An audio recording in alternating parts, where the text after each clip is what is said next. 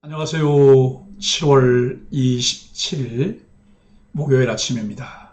말씀과 함께 새롭게 여는 소망의 아침을 시작하겠습니다. 매킨토시는 불신앙은 사탄의 책략에 격동되고 신앙은 하나님의 능력을 주목한다라고 이야기합니다. 창세기 35장 16절로 29절까지 말씀을 본문으로 하여 인생의 고난, 이기게 하시는 은혜라고 하는 주제로 함께 말씀을 나누기를 원합니다. 그러나 베델로 올라가는 과정에서도 야곱에게 가장 두려운 일은 무엇이 있었을까요? 주위 사람들이 동맹군을 이끌어 자신과 가족을 칠 것이 분명해 보이는 일입니다. 이 거대한 전쟁을 막을 수 있는 능력도 이길 수 있는 힘도 야곱에게는 없었습니다. 그러나 야곱은 하나님의 말씀을 의지하여 길을 떠납니다. 하나님은 이런 야곱에게 놀라운 일을 행하십니다. 사방의 모든 고울이 하나님을 두려워하여 떠는 역사가 일어납니다. 야곱의 가족을 추격하는 자가 한 사람도 없었습니다. 야곱은 역사를 주관하시는 하나님, 삶을 인도하시는 하나님의 위대하신 일을 보고 있습니다. 야곱에게 당장 중요한 일은 아들들이 살인극을 벌이고 노략질한 사건을 수습하는 일이었습니다. 그러나 야곱은 이 문제가 자신의 지혜나 능력 밖이라는 것을 알았습니다. 삶의 진정한 문제 해결은 사람이 아니라 하나님께 달려 있습니다. 하나님 앞에 자신을 드릴 때 하나님이 용사가 되어 야곱을 지켜주셨습니다. 야곱이 한 일은 아주 작은 결단이었습니다. 하나님은 기다렸다는 듯이 야곱을 위해 친히 움직이며 일하십니다.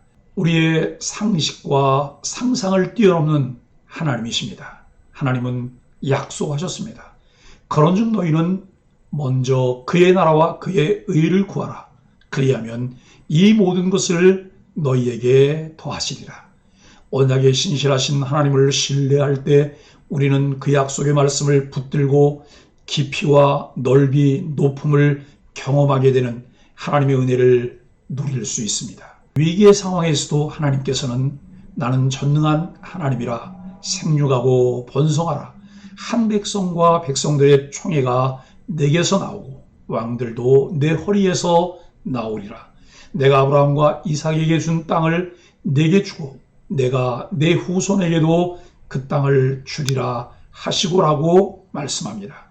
연약한 가운데 하나님을 의지한 야곱을 하나님은 받으셨고 아브라함과 이삭에게 하신 축복을 다시 확인시키십니다.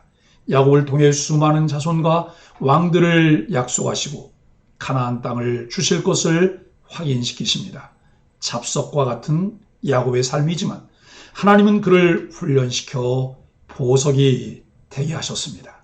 그의 삶의 여정에 채워진 것들을 살펴볼 때 순탄함과 평안함보다는 역경과 고단함과 긴장으로 많은 부분 채워져 있습니다. 하나님이 주신 정도를 기다리기보다는 자신의 꼼수로 무엇을 이루려고 했던 흔적들입니다. 야곱의 마지막 아들인 베냐민이 출생함으로써 야곱의 아들은 이스라엘 지파의 수처럼 12명이 되었습니다. 라헬은 베냐민을 낳으면서 죽었고 그 아이의 이름을 슬픔의 아들이라는 의미로 베논이라 불렀습니다. 그러나 야곱은 오른손의 아들이라는 베냐민으로 불렀습니다. 야곱은 아픔과 슬픔이 담긴 이름을 장차 이루어질 하나님의 약속을 희망하며 소망이 담긴 이름으로 바꾸었습니다. 야곱에 관한 창세기 이야기는 장차 12지파의 우두머리가 될 12명의 아들을 소개함으로써 하나님이 아브라함과 이삭과 야곱에게 하신 약속을 신실하게 지키신다는 것을 증명합니다. 이삭은 180세의 수명을 다하고 하나님의 부르심을 받았습니다. 야곱이 형 에서와 아버지를 장사한 것을 간단히 소개하고 야곱의 이야기는 일단락됩니다. 사람이 살아가면서 좋은 일이 있을 때도 있고 나쁜 일이 생길 때도 있습니다. 좋은 일에는 기뻐하고 감사하지만 나쁜 일에는 슬퍼하며 스스로를 돌아보게 됩니다. 오늘 하나님은 야곱에게 재난이라고 할 만한 여러 고난을 연속적으로 겪게 하시지만 또한 그것을 이기게 하십니다. 16절로 20절은 라헬의 죽음입니다.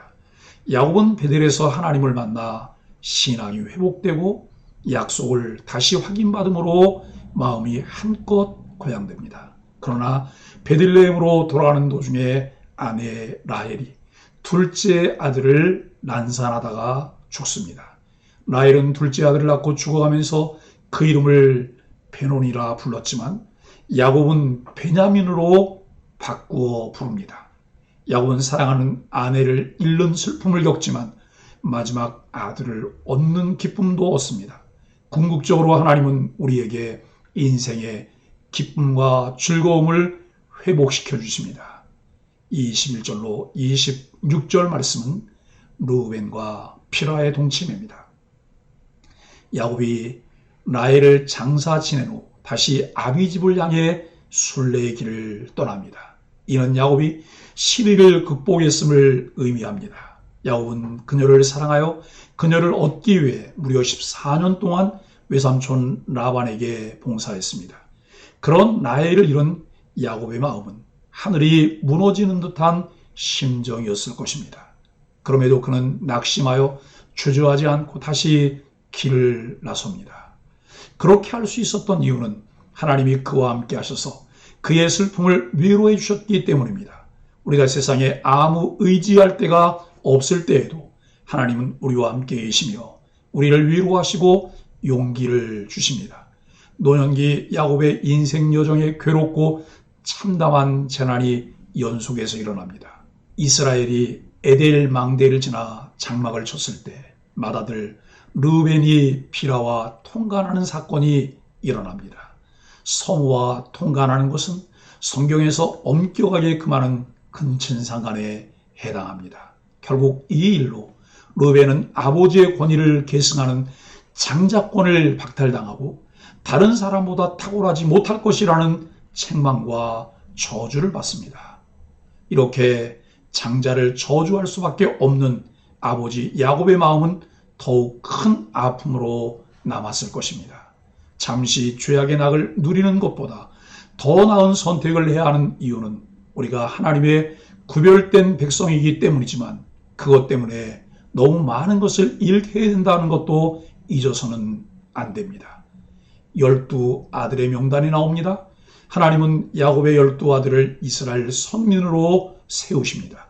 그들은 이스라엘 12지파의 조상이 되고 나아가 교회의 기초를 놓았던 12 사도를 예표합니다. 평범해 보이는 우리의 인생도 하나님의 언약이 이루어지는 과정 안에서는 큰 의미를 갖습니다. 말년의 야곱처럼 여러 고난 가운데 있다 해도 그 고난 역시 하나님의 뜻을 이루는 퍼즐의 한 조각이 된다는 사실을 믿고 하나님과 동행하시기 바랍니다.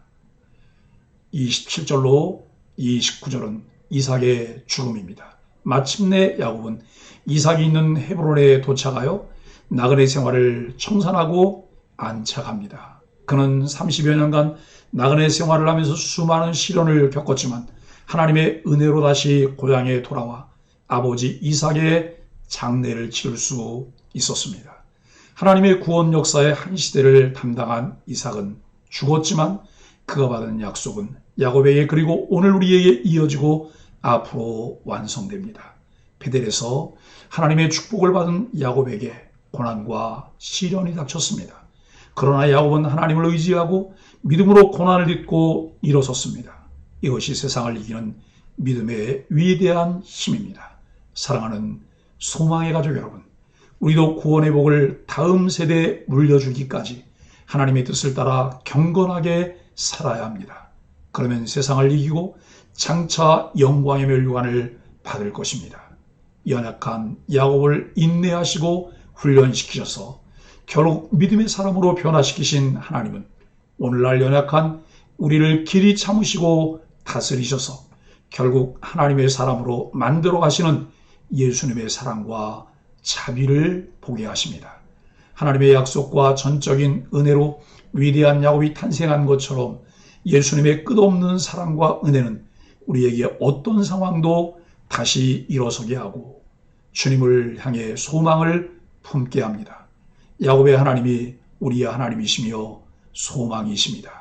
불행은 혼자 오지 않는다라는 말처럼 때로 삶에는 힘든 일이 연이어 일어나기도 하지만 우리가 믿는 하나님을 인하여 희망을 갖고 감사할 수 있습니다. 언약에 신실하신 하나님을 바로 알고 바라보며 늘 소망 중에 기뻐하는 소망의 가족들이 되기를 예수 그리스도의 이름으로 간절히 축복합니다. 함께 기도하겠습니다. 하나님, 슬픔과 죽음의 그늘에 뒤덮인 듯한 현실 속에서도 선한 일을 이루어가시는 하나님의 섭리를 믿습니다. 실수하지 않으시는 하나님의 지혜와 능력에 우리의 삶을 온전히 맡기게 하여 주옵소서. 믿음의 흔적을 남기고 떠날 수 있도록 호흡을 다하는 날까지 함께해 주옵소서. 예수님의 이름으로 간절히 기도합니다. 아멘.